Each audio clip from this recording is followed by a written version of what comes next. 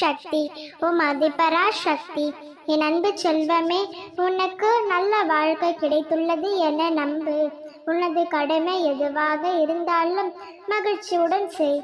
உனது நம்பிக்கையும் செயல் ஊக்கமும் எந்த அளவிற்கு வலிமையாக உள்ளதோ அந்த அளவிற்கு வெற்றி விரைந்து வந்து சேரும். உன் வாழ்க்கையில் நீ அதீத கஷ்டங்களை பார்த்திருக்கின்றாய், பலமுறை காயப்பட்டும் இருக்கின்றாய். அதனால் உன் இதயம் உடைந்தும் இருக்கின்றது. சில வேளையில் தாங்க முடியாமல் கண்ணீர் விட்டும் இருக்கின்றாய். என் கண்மணியே, இவையெல்லாம் உன் வாழ்க்கையில் எனக்கு கடந்து வந்த பாதையில் ஏற்பட்ட துயரங்கள் மட்டும்தான். எதுவும் தொடர்ந்து நிகழ்வும் என்று நினைக்காதே. அப்படி நினைத்தாயானால் உன்னால் நகரவே முடியாது.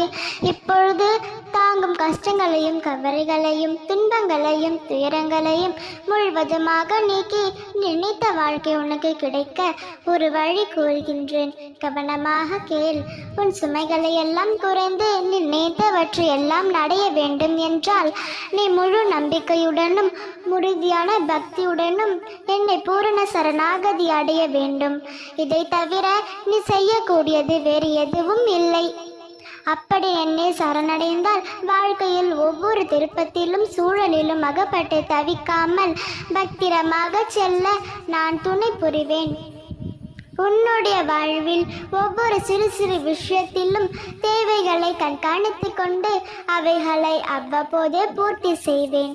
என்னை நீ கடவுள் என்றோ சத்புருஷா என்றோ மகான் என்றோ அல்லது மனிதனாகவும் நினைத்துக்கொள். என் தாயாகவோ தந்தையாகவோ சகோதரனாகவோ அல்லது நண்பனாகவோ பாவித்துக்கொள்.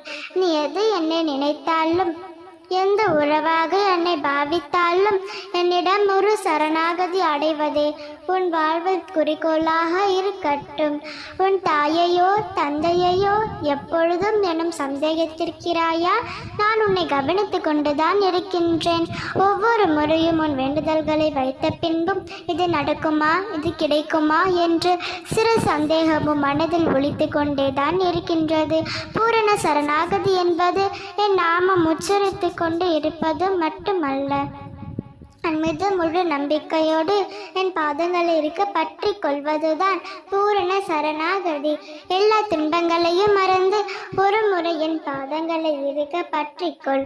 குழந்தையே, நானே உன் அன்னையும் தந்தையும் ஆவேன். என்னை கோவி அழைக்கும் பொழுது ஓடி வந்து அணைத்து கொள்வேன். என்னுடைய குழந்தைக்கு என்ன தேவை என்பதை நான் அறிவேன். நிச்சயம் உன் வாழ்க்கையில் அனைத்தும் நல்லதாகவே நடக்கும். ஓம் சக்தி, ஓம் ஆதிபராசக்தி.